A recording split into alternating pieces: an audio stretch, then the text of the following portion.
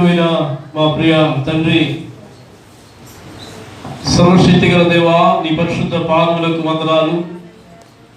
మరొకసారి ఈ 6వ మాసంలో 3వ ఆదివారం నీ పాదాల దగ్గర కూడుకుని నీ మాటలు వినడానికి మీరు ఇచ్చిన మంచి సమయాన్ని బట్టి మీకు కృతజ్ఞతాస్తుతులు చెల్లిస్తున్నాను.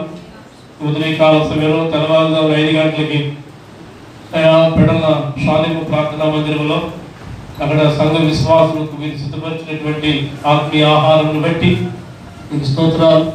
ఆ స్థలంలో నిలబెట్టి అక్కడ కావలసినటువంటి చక్కటి సందేశాన్ని నాయన మీరు అందించి వారిని బలపరిచినందుకు తిరిగి మరలా అక్కడ ఆరాధన ముగించుకుని నాయన మరి అయా మా షాపును నాయన మరి అయా తండ్రికి స్తోత్రాలు. అయా ప్రార్థనా మందిరంలో ఈ రీతిగా కూడుకునే ధన్యత, ఆ భాగ్యాన్ని మీ బిడ్డలమైన మాదిరికి మీరు ప్రసాదించినందుకు నీకు స్తోత్రాలు. నిలబడిన నన్ను మరుగుపరిచి అయా సంఘముగా చేరి వచ్చినటువంటి బిడ్డలందరికీ మీరు సిద్ధపరిచినటువంటి మాటల ద్వారా వారి ఆధ్యాత్మిక స్థితిని మరింత బలపరుచుకునే కృప దయచి ప్రతి ఒక్కరూ శ్రద్ధ కలిగి ఈ మాటలు వినడానికి సహాయించి ఆత్మ సంఘముతో చెప్పుతున్న మాట చెవి గలవాడు వినును గాక అని మీరు సెలవిచ్చారు. కాబట్టి నాయన ప్రతి ఒక్కరూ ఈ మాట శ్రద్ధగా వినడానికి సహాయించి బోధిస్తున్న నన్ను కూడా మరుగుపరిచి నన్ను ఏడతల ఆత్మతో ఎత్తి అభిషేకించి నన్ను వాడుకుని తగిన సహాయం చేయమని, ఇందులో తప్పులు వెతికేదానికంటే ఉన్న వాక్యాన్ని శ్రద్ధగా గమనించడం శ్రేష్టమని నీ లేఖనాలు తెలియపరుస్తున్నాయి కనుక నీ మాటలను విని ఆశీర్వదించబడే కృప సంఘ బిడ్డలందరికీ దయచేసి మహిమ పొందుకోమని యేసుక్రీస్తు పరిశుద్ధ నామములో అడుగుచున్నాను మా ప్రభు తండ్రి. అందరూ చేతులెత్తి స్తోత్రం చెబుదాం. ప్రభు నందు ప్రియమైన దేవుని సంగమా, ప్రియమైన దేవుని బిడ్డలారా, ఈ ఉదయకాల సమయంలో ప్రభువైన యేసుక్రీస్తు వారు కొన్ని పర్యాయాలు కొంతమంది వ్యక్తులను పిలిచిన సందర్భాలు మీతో మాట్లాడటానికి మరి తండ్రి దేవుడు నన్ను సిద్ధపరిచాడు. ఏ సందర్భాల్లో ప్రభు తన పిల్లలను పిలిచాడో, ఆయన పిలుపు ఎలా ఉందో, ఆయన పిలుపును ఒక్కసారి మనం గమనించడానికి దేవుడు మనల్ని ఇక్కడ సిద్ధపరిచాడు. కాబట్టి ఏ సందర్భాల్లో ఆయన పిలిచాడో ఆ లేఖనాల్లో మనం వాక్యాన్ని సూచి మనం తెలుసుకుందాం. పరిశుద్ధ లేఖన భాగంలో మనందరికీ నోటెట్టు కంటద వాక్యం మొట్టమొదటి ఏంటంటే మత్తయి సువార్త 11వ అధ్యాయము 28వ వాక్యం, కంటత వాక్యం. బైబిల్ గ్రంథము ఓపెన్ చేయకోకుండా తక్కువని చెప్పి ప్రతి మనసుకి గ్రహింపు కలిగేటువంటి మాట ఆ మాట. మత్తయి సువార్త 11వ అధ్యాయము 28వ వచనం. ప్రయాసపడి భారము మోసుకొనుచున్న సమస్త జనులారా నా యొద్దకు రండి, నేను మీకు విశ్రాంతి కలగజేతును. ఆయన పిలుపు మొదటిగా ఆయన ఎటువంటి వారిని పిలుస్తున్నాడో, ఎవరిని పిలుస్తున్నాడో, ఏ పరిస్థితుల్లో ఉన్న వారిని పిలుస్తున్నాడో మనం గమనించాలి. అక్కడ గొప్పవారిని లేక అన్ని విధాలుగా స్థితిగతులలో స్థిరపడిపోయిన వారిని పిలిచినట్టుగా వాక్యం అక్కడ కనబడలేదు. కానీ ప్రయాసలతోనూ నిందలతోనూ అవమానములతోనూ అనారోగ్యముల చేత అన్ని విధాలుగా కృంగిపోయినటువంటి వారిని పిల్లల అన్ని విధాలుగా ఏమంటే శోధించబడుతున్నటువంటి వారిని పిలుస్తున్నట్టుగా మత్తయి 11వ అధ్యాయము 28వ వాక్యంలో మనం చూస్తున్నాం. ప్రజలు ప్రయాసపడటం ఆయనకి ఇష్టం లేదు.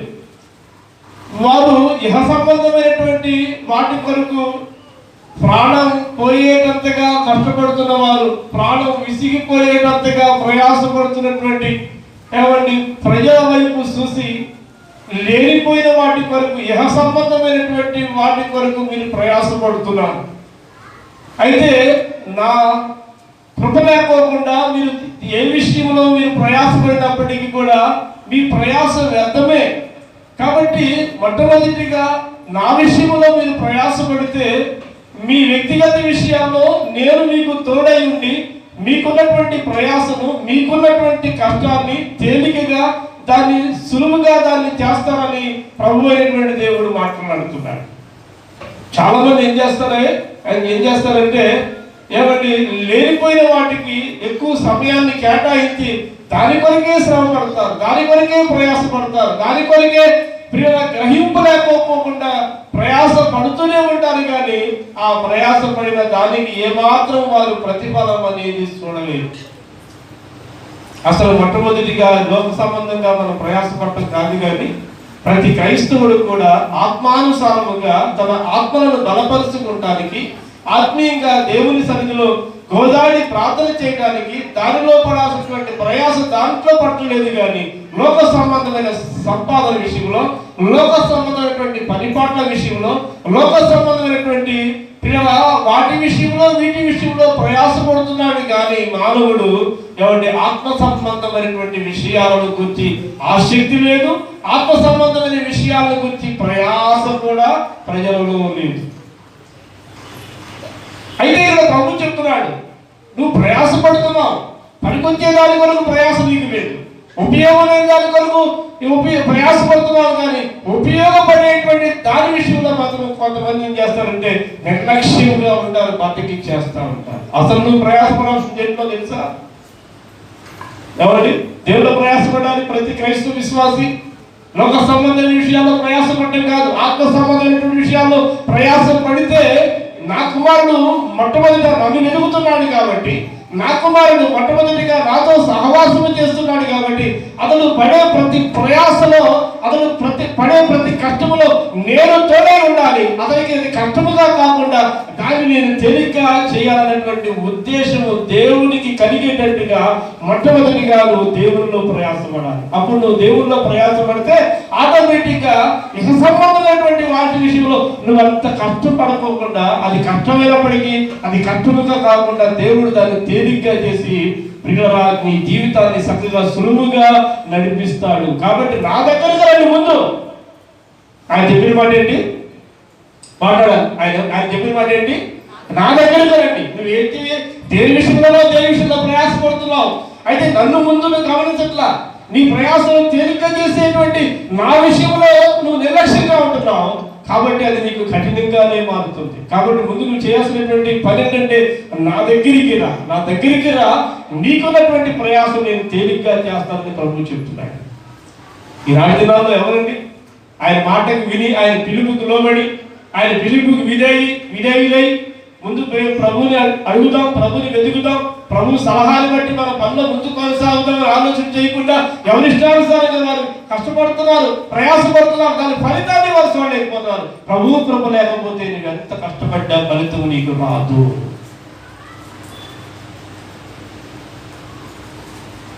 దేవుని చిత్తము లేకపోతే నీకు ఎంత కష్టపడినా ప్రయోజనం లేదు. ఒకసారి ఒక ఆయన ఒక పడవకి తెట్టేసి అడ్డేపు వెళ్ళిపోదామని చెప్పి తెట్టేసి తోసరాడు, నీడలు తోస్తే ఆ పడవ కూడా కదులుతుంది. అయితే తెట్టేస్తున్నాడు, నీడలు తోస్తున్నాడు, వెళ్ళిపోతుందని చెప్పి అనుకుంటున్నాడు. తోస్తున్నాడు కానీ అదే కదలకుండా ఈలోపు పైన ఒడ్డు నుండి ఒకడు ఏమయ్యా ఇంత అడిగి నేను చూస్తున్నాను, నువ్వు తెట్టేసి నెట్టుతున్నావు కానీ కనీసం కొంచెం కూడా ఒక ఇంచు కూడా అది కదలకోకుండా అలా ఉంటుంది. ఎందుకు ఆ ప్రయాసం, ఎందుకు కష్టం అంటే అడ్డేపుకి వెళ్ళాలని చెప్పి ఉద్దేశం చేత నేను కష్టపడుతున్నాను, వెళ్ళిపోయానుగా అంటాడు. నిజమావాడు అడిగే వాళ్ళు అక్కడే ఉన్నారు అంటాడు. కారణం ఏంటంటే వాడు ఎలా ఉన్నాడు? మత్తులో ఉన్నాడు, వాడు తాగి ఉన్నాడు కాబట్టి పడవలోకి ఎక్కాడు, దాన్ని తెట్టేసి తోస్తున్నాడు, అది కదలకుండా అది అక్కడే ఉంటుంది. అయితే ఏంటయ్యా అంటే ఆ ఒడ్డున చెట్టుకి ఆ పడవ కట్టేసి ఉన్నటువంటి ఆ పడవను ఎంత తెట్టేసి నెట్టితే అది నెలంతా కదులుతా. కారణం ఏంటంటే అది కట్టబడినటువంటి దాన్ని విప్పి, అంటే తెలిసినటువంటి ఆ మత్తులో లేకపోతే ఒకవేళ ఆలోచన వచ్చేదేమో, కట్టింది కాబట్టి కదలకుండా అనుకుని ఒకవేళ విప్ప తీసుకుని వెళ్ళేవాడు.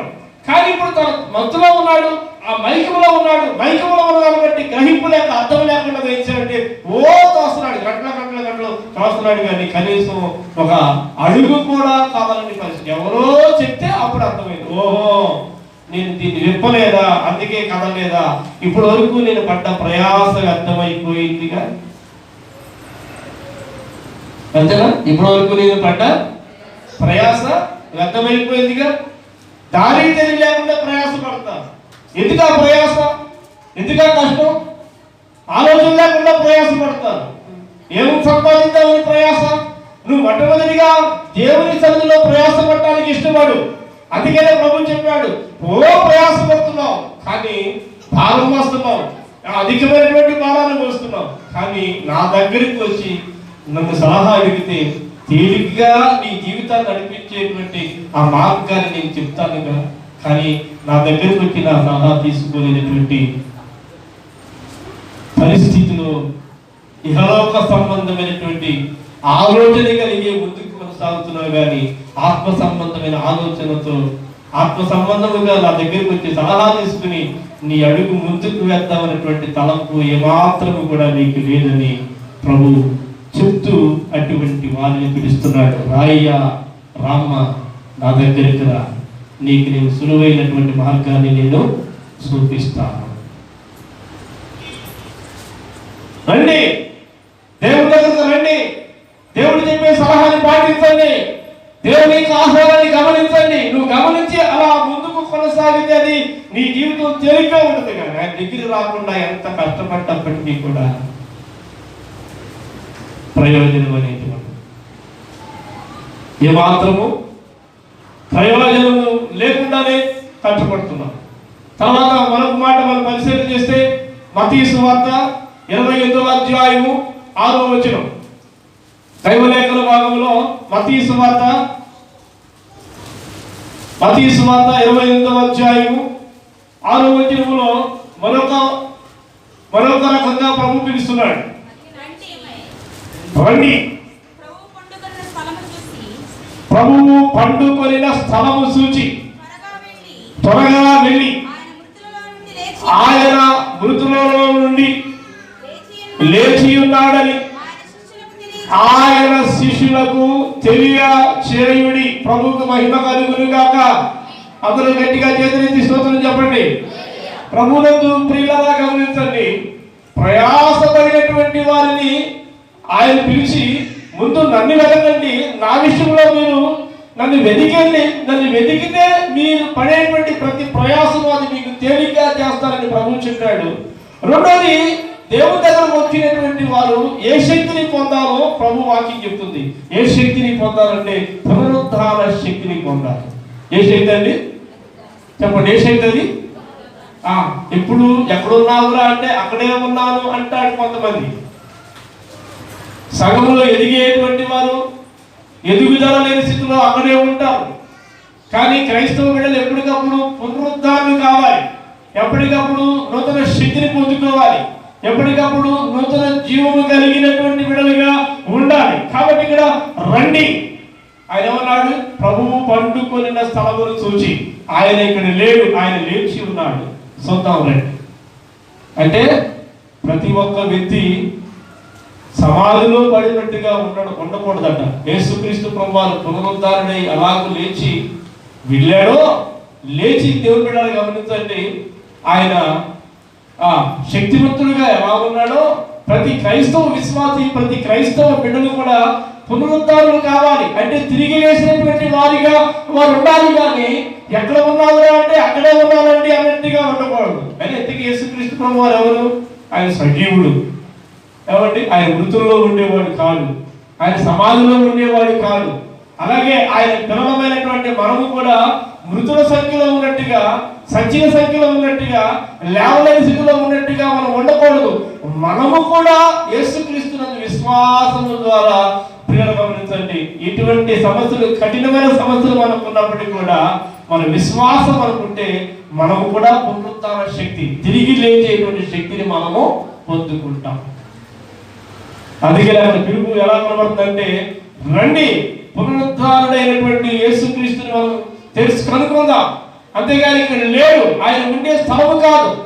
మనము కూడా నిర్జీవ స్థితిలో ఉండేటువంటి ప్రజలము కాదు, జీవము కలిగినటువంటి స్థితిలో ఉండాల్సినటువంటి విశ్వాస బృందం మనం.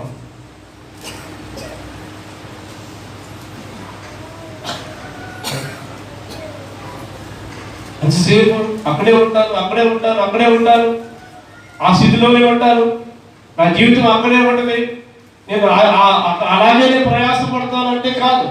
తిరిగి లేవగలిగినటువంటి శక్తిని మనం ఏం చేయాలంటే యేసుక్రీస్తుని బట్టి మనం లేవడానికి ప్రయత్నం చేయాలి. మీరు అక్కడే ఉంటే ప్రభు మెచ్చడు. మీరు ఆ సమాధిలోనే ఉంటానని చెప్పి అనుకుంటే, ఆ సమాధిలోనే వెతుకుతానంటే అది కుదరని పని. యేసుక్రీస్తు ప్రభు వారు ఎలాగూ సమాధిని జయించి పునరుద్ధారుడయ్యాడు, అలాగే ప్రియాలు గమనించండి, మనము కూడా మన ప్రయాసంలో సచ్చి అక్కడే ఉండటం కాదు, కానీ మనము కూడా సమాధిని జయించినటువంటి వారముగా ప్రతి క్రైస్తవ విశ్వాసులు ఉండాలని ఆ వాక్యానికి అర్థం తెలియపరుస్తుంది. మూడవదిగా, టైం మనకి కొంచెంగా ఉంది కాబట్టి మూడవదిగా 21:2 మనందరికీ తెలిసినటువంటి మాట, గాడిదల గురించి, గాడిద పిల్లల గురించి. అక్కడ ఒక చక్కటి మాట ఉంటుంది. మనం మాట్లాడే ఎక్కువగా ఆ మాటను వింటూ ఉంటాం. చూడండి 28వ అధ్యాయంలో 6వ వచనంలో, మీ ఎదుటనున్న గ్రామములకు వెళ్ళుడి, వెళ్ళగానే కట్టబడి ఉన్న ఒక గాడిదయు గాడిద పిల్లయు మీకు కనబడును, వాటిని విప్పి నా యొద్దకు తోలుకొని రండి. గాడిద పిల్లను విప్పి నా యొద్దకు అంటే నువ్వు కట్టబడి ఉండటం దేవునికి ఇష్టం లేదు. నువ్వు కట్టబడి ఉండటం దేవునికి ఇష్టం లేదు. నువ్వు విప్పబడాలి. నువ్వు ఉన్న చోటనే ఉంటే, నువ్వు కూర్చున్న చోటనే కూర్చుంటే 38 సంవత్సరాలుగా ఒక చోటే కూర్చుని పోయాడంట.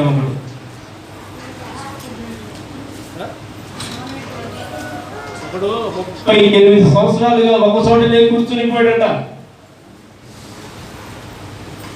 అందరూ తనకంటే ముందు వెళ్ళి దూకుతున్నారు, అందరూ కూడా విడుదల పొందుతున్నారు, అందరూ తరచుగా తిరిగి వాళ్ళ పరిపెచ్చుకుని ఇంటికి వెళ్ళిపోతున్నారు. అయితే ఇతను మాత్రం 38 ఏళ్ల బట్టి అక్కడే కట్టబడి ఉన్నాడు. అక్కడి నుంచి కదలేని పరిస్థితి, అక్కడి నుంచి నడవలేని పరిస్థితి, ఎవరో వస్తారని చెప్పి ఎదురు చూస్తూనే ఉన్నాడు. తిరిగి లేచేటువంటి శక్తి అతనికి లేదు, పునరుద్ధార శక్తి పొందుకునే ఆ ఓపిక అతనికి లేదు. అలాగే వదిలిపెట్టేశాడా అని మనం తలిస్తే అలా ఉండదా. కనీసం కొంతకాలం పట్టిన తర్వాత తండ్రి అయినటువంటి దేవుడు ఆయనకి ఇష్టం లేదు కనుక ఆ కట్టబడిన వాడు, ఆ బందీలో ఉన్నటువంటి వాడు, ఆ చెరువు దగ్గర పడి ఉన్నటువంటి ఆ వ్యక్తిని తండ్రి అయినటువంటి దేవుడు చూచి జారిపడి ఆయనే తనంతట తానే ఆయన దగ్గరికి వెళ్ళి,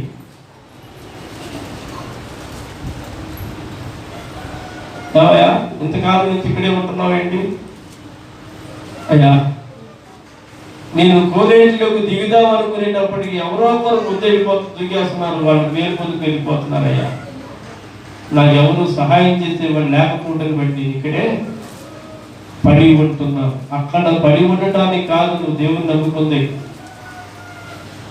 నువ్వు ఉన్న చోటనే ఉండడానికి కాదు నువ్వు దేవుని నమ్ముకుంది.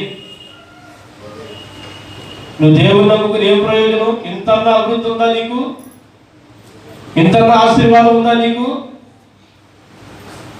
ఇంత కూడా ఆశీర్వాదం లేదుగా. ఆయన పిలుపులోనే ఆశీర్వాదం ఉందిగా, ఆయన పిలుపులోనే అభివృద్ధి ఉందిగా. దేవుని నమ్ముకుని చాలా మంది నేను దేవుని నమ్ముకున్నాను కానీ ఏం సుఖం లేదండి, నేను దేవుని నమ్ముకున్నాను కానీ ఏం ప్రయోజనం లేదండి, నేను దేవుని నమ్ముకున్నాను కానీ ఎంత అభివృద్ధి కూడా నాలో కనపడలేదండి అని నువ్వు దేవుని నమ్ముకుని ఎవరన్నా నిన్ను ప్రశ్నిస్తే నువ్వు చెప్పేటువంటి సమాధానం అంటే నీ ద్వారా తండ్రికి మహిమ రావాల్సింది పోయి నీ ద్వారా తండ్రికి అవమానపరిచేటువంటి పదాలు పలుకుతున్నటువంటి విశ్వాసులు కూడా చాలా మంది కనపడుతుంటారు. నువ్వు అలాగే పడి ఉండటం దేవునికి ఇష్టం కాదండి. కోనేటి దగ్గర పడినటువంటి ఆ వ్యక్తి మీద జాలిపడ్డా దేవుడు నీ విషయంలో కూడా నిన్ను లేపడానికే ప్రయత్నం చేస్తున్నాడు ఆయన. నువ్వు పునరుద్ధారుడు కావాలి, నువ్వు శక్తి పొందుకోవాలి, తిరిగి లేవాలి, నువ్వు కట్టబడి అక్కడే ఉండకూడదు అన్నదే ఆయన ఉద్దేశం. ఆయన ఉద్దేశాన్ని బట్టి కట్టబడినటువంటి గాడిదను విప్పుకు రండి, అది అలాగే ఉండదు. నేను తలుచుకోకపోతే, దాని విప్పమని చెప్పకపోతే దాని జీవితం అక్కడే దాని జీవితం ఉంటుంది. కానీ అది కట్టబడి ఉండకూడదు, అది విప్పబడాలి. అది బలహీనంగా ఉండకూడదు, అది బాగుపడాలి. లేవలేని స్థితిలో అతను ఉండకూడదు, అతను లేచి నడవాలి. దరిద్రపు స్థితిలో ఉండకూడదు. నన్ను వెంబడించేటువంటి వారు ఎవరైనా కానీ దశమంతులు కావాలి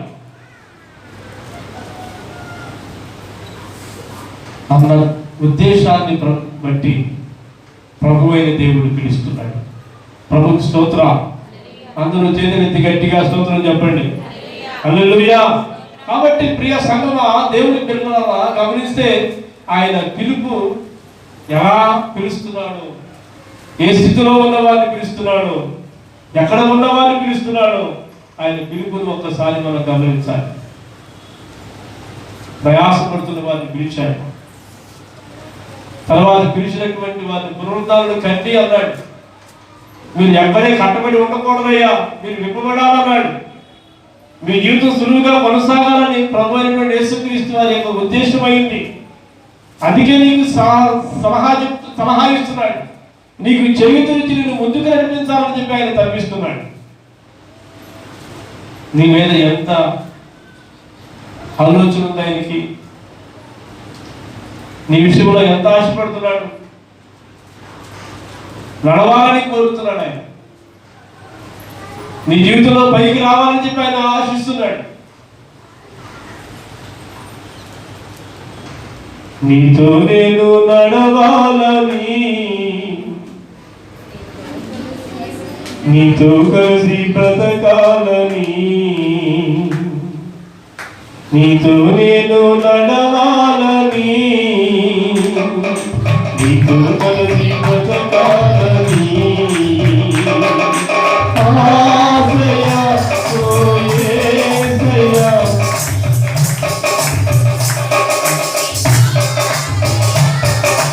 ఆశయ ఓ యేసయ్యా, నీకాలయ్యా, నీతో నేను నడవాలని, నీతో నేను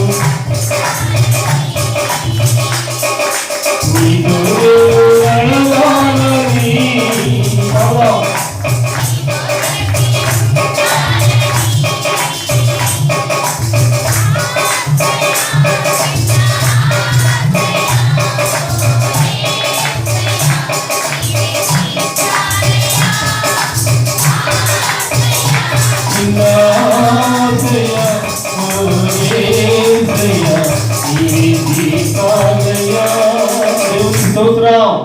అందరూ చేతులతో ఒకసారి గట్టిగా స్తోత్రం చెప్పండి. ఏమండి, నీ నడిపించాలని, నువ్వు ఉన్న చోటనే ఉండకూడదని, నువ్వు పడ్డ చోటనే ఉండకూడదని, ఏదో పనికిరాని దానికోసం ప్రయాసపడి అక్కడే కూర్చుంటున్నావని, నువ్వు శక్తి పొందుకోవాలని, నువ్వు కట్టబడి ఉండకూడదని, నువ్వు లేవబడాలని అన్న ఉద్దేశము మన ప్రభు యేసుక్రీస్తు వారు.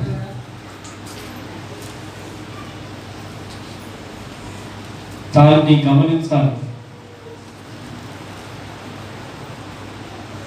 మరొక పిలుపు మత్తయి సువార్త 22వ అధ్యాయం 4వ వచనాన్ని చూద్దాం. మత్తయి సువార్త 22వ అధ్యాయం 4వ వచనం. కాగా అతడు ఇదిగో నా విందు సిద్ధపరిచి ఉన్నాను, ఎద్దులను కొమ్మిన పశువులను వధింపబడినవి అంతయు సిద్ధముగా ఉన్నది, పెండ్లి విందుకు రండని పిలువబడిన వారితో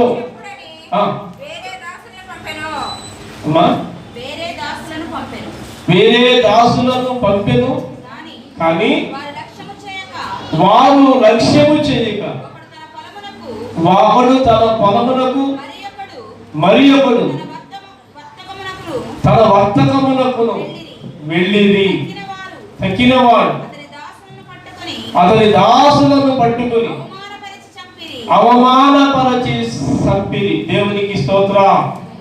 ప్రియ సంగమా, గమనించండి, పెండ్లి విందుకు రమ్మని అందరినీ ఆహ్వానించాడు రాజు. పెండ్లి విందు అంటే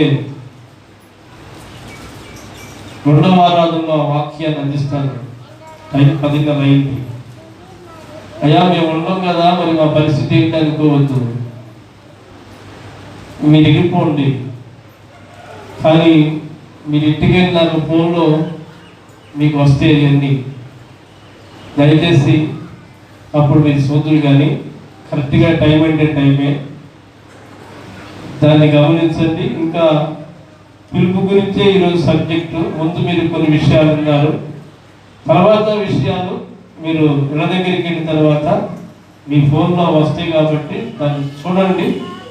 అసలు ఇంకా ఏ విషయాల్లో పిలిచాడో దాన్ని శ్రద్ధగా విని నువ్వు ఏ పిలుపుకు లోబడుతున్నావో, ఆ పిలుపుకి తగినట్టుగా నడుస్తున్నావో లేదో, నీ ఆధ్యాత్మిక స్థితి కొనసాగుతుందో లేదో మీరు పరిశీలన చేసుకో. దేవుడి కొద్ది మాటలు దీవించుగాక. ఆమేన్. అందరం లేచి నిలబడతాం. పాట పాడుతుండగా కాలు మీద సమర్పణ చేసి